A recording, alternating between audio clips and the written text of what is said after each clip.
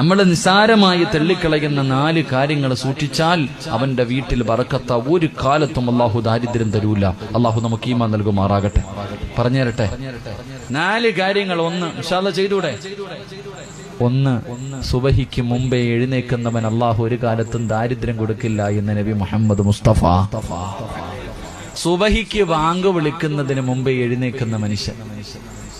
സുബഹിക്ക് എഴുന്നേൽക്കുന്നില്ല, പിന്നല്ലേ മുമ്പ്. മനുഷ്യ സുബഹിക്ക് നേരത്തെ എഴുന്നേൽക്കണം.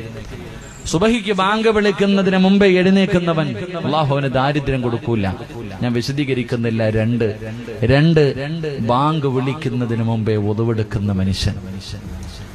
ബാങ്ക് വിളിക്കുന്നതിന് മുമ്പേ ഒതുവെടുക്കുന്ന മനുഷ്യൻ അല്ലാഹു ആ മനുഷ്യന് ദാരിദ്ര്യം കൊടുക്കില്ല എന്ന് നബി മുഹമ്മദ് മുസ്തഫ സല്ലല്ലാഹു അലൈഹി വസല്ലം.